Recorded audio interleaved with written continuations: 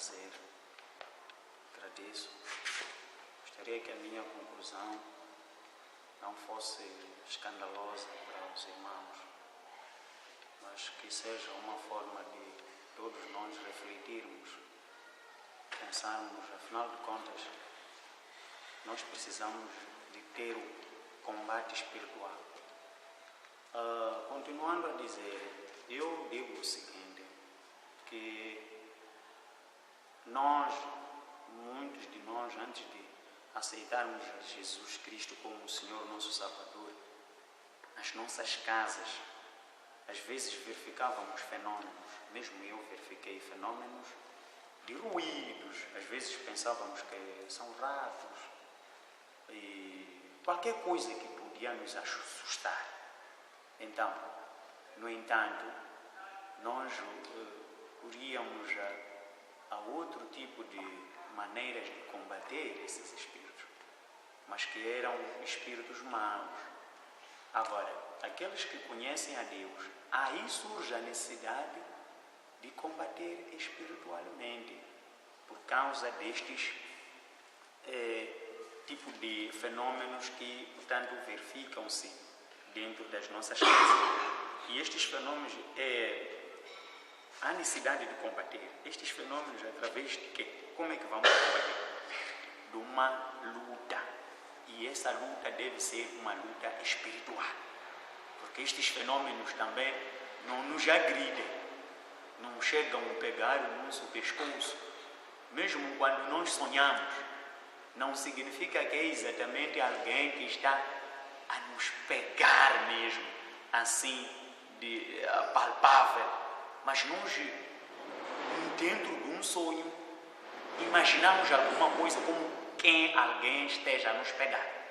Mas então começamos a pensar, precisamos aí já de ter esta luta espiritual, porque estas coisas. Agora, o apóstolo Paulo, ele foi tão claro em mostrar exatamente como é que esse homem que deve ter a armadura de Deus deve estar.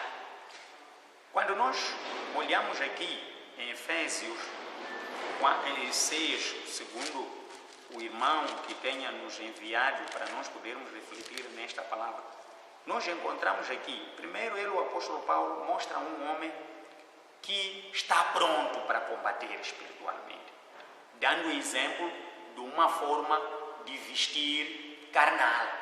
Ele primeiro fala aqui, no versículo, temos 6, versículo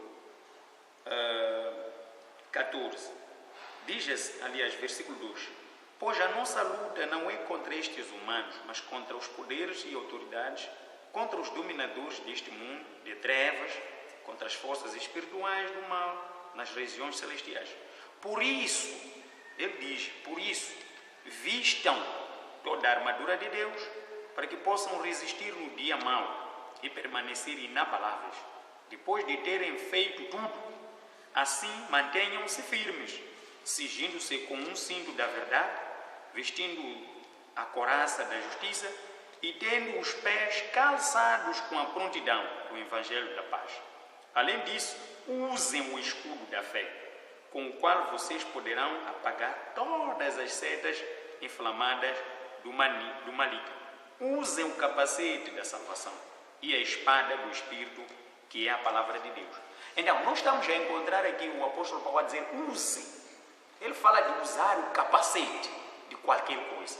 A capacete é aquele que quando o homem veste-se na cabeça, temos a certeza que mesmo ele cair, qualquer coisa que ele possa ter acidente, ele está protegido. E ele fala também do escudo. Ele refere, parece seja o Espírito Santo.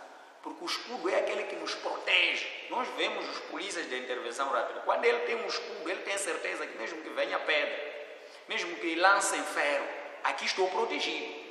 E ele fala a partir dos pés até a cabeça, de tudo quanto o crente, como aquele que quer combater espiritualmente, deve usar, dando exemplos de algumas coisas que são carnais. O escudo, capacete, o tipo de vestuário. Então, nós estamos a encontrar aqui alguém que nos mostra exatamente como é que nós temos que combater espiritualmente. Agora, eu estava a dizer aqui que o problema que se coloca é alguém saber, afinal de contas, como é que eu devo combater. Porque, de facto, Jesus, nós sabemos que ele teve alguns dias de ficar sem comer e nem beber. Eu tenho a certeza que ele estava num combate espiritual. Outra vez, Jesus separou os seus discípulos. Ele levou 3 e eles ficaram a dormir, porque não estavam no combate em que Jesus estava, que era espiritual. Ficaram cansados. Mas Jesus, como sabia o que é que lhe esperava à frente, ele depois foi orar. É ali onde ele ora até transpira o sangue. E é ali onde ele vem, pela visão, a transfiguração, onde aparece Moisés, onde aparece o Elias. Até que um dos discípulos dele chega a dizer que, Senhor, é muito bom estar aqui, que nós vamos construir algumas casas aqui, um para si, um para o Elias, um para o Moisés. Por quê? Porque ali Jesus, durante toda aquela noite, até ele transpirar, estava num combate espiritual. Ele orou muito. Agora, encontramos o próprio apóstolo Paulo. Ele foi trancado com Silas, mas ele tinha que ali combater espiritualmente. Ele orou, cantaram, e até as portas dos cárceres, os alicerces abalaram-se e abriram, e que eles podiam ter a liberdade de sair. Então, este combate todo, além dele, Paulo escrever aqui, mostra-nos aquilo que aconteceu na sua experiência própria. Isso. O papai ali falou do Espírito Santo. De facto, você sem o Espírito Santo, você não tem como combater, porque você praticamente está a combater sem nenhuma arma. E o Espírito Santo é aquele que nós sabemos que ele queima. Agora, não há onde está-se a queimar algo, onde há fogo, é possível aparecer alguma coisa, porque ali há fogo, e esse fogo é o Espírito Santo.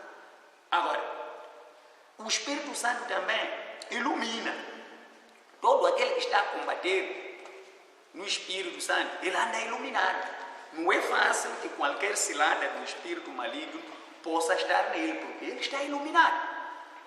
E o Espírito Santo também limpa todo tipo de porcarias que possam haver na vida, que possam querer perturbar.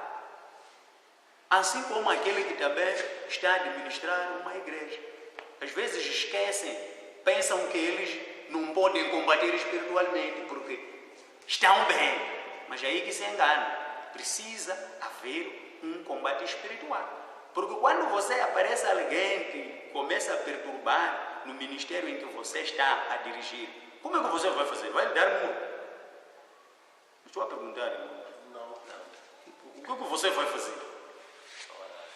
Mas aí é um combate espiritual. Por que você ora? O que você quer? Precisa de quê? Porque precisa que Deus te ilumine. Porque há alguém que quer perturbar o seu ministério.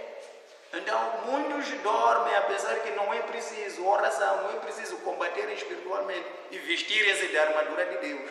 E quando são perturbados, quando sentem a pressão, o que acontece é fugir da obra de Deus. Por quê? Porque não tem armadura. Estão a administrar o ministério, mas não tem nada. Agora, é como aquilo que falou o papai, que quando ali está alguém possuído de demônios, depois chamam aqui, não sei o quê, 2, 3 obreiros vão ali, depois o Espírito diz, você não é nada. Isso é verdade, é exatamente a falta de armadura de Deus. Porque aqueles espíritos que nós pensamos que não são de nada, são de nada. Porque é por essa razão que eles aparecem em nós. Eles conhecem todo tipo de pessoas. Até mesmo com Jesus, chegaram a falar agora a nós. Eles nos conhecem, sabem que este aqui é forte, este aqui é o quê? Este aqui está bem vestido da armadura de Deus. E quando ele aparece, eles de facto desaparecem. Portanto, é mais ou menos isso que eu queria dizer. E também, quando o crente tem liberdade de combate espiritual, ele pode habilitar-se a maiores coisas. Ele pode ter a capacidade de ministério, é aquilo que eu estou a falar, sabedoria para dirigir, porventura um homem como este é quem tem de facto a sabedoria de Deus. Nós temos ali, há uma palavra que está em Hebreus 12, 29, que eu vou terminar por só ler esta palavra, para dar tempo aos irmãos. Só vou ler, só para nós podermos perceber que este tema não é um tema mero assim como as pessoas pensam. É um tema, de facto, importante. É 12, versículo 29. Diz assim: pois o nosso Deus é fogo consumidor.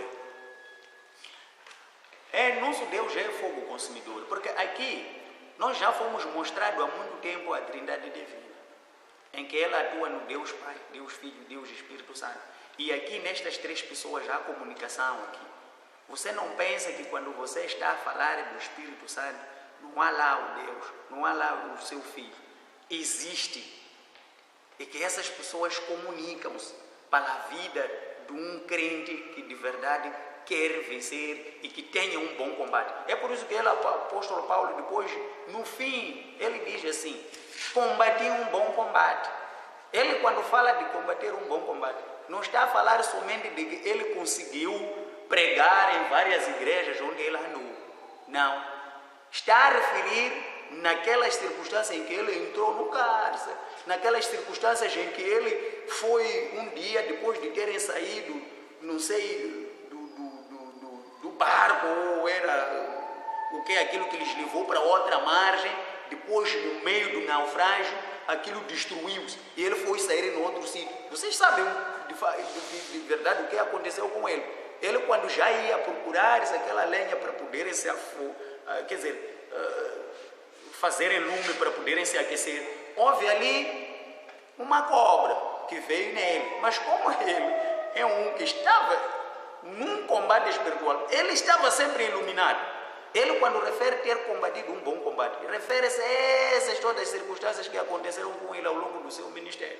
Não está a referir somente o fato de ter falado, as pessoas lhe ouvirem, não sei o que, cantarem, como nós fazemos aqui. Quando nós pregamos, as pessoas batem palmas e nos achamos que nós combatemos um bom combate. Não está a falar daí. Está a falar daquelas circunstâncias mais terríveis que aconteceram na vida dele e ele ter vencido. Era preciso que ele fosse um homem, de facto, que tenha a armadura de Deus, tenha a coraça, o escudo da salvação, e para que ele pudesse conseguir combater. Muito obrigado. Termino por aqui e dizer que agradeço por este momento que nós podemos estar aqui e falar acerca disso, sabermos que a opinião de todos aqui vale muito e continuemos assim quando somos convidados, porque aqui aprendemos muito aqui. Muitos não vêm, pensam que nós estamos a aprender. Aprendemos no momento que você fala, ouve aquele a falar, você está a aprender muita coisa e que poderá um dia ajudar a igreja. É por isso que nós existimos. Não é só somente a igreja vai andar sem que nós existimos. Nós existimos por causa disso. Amém? Amém.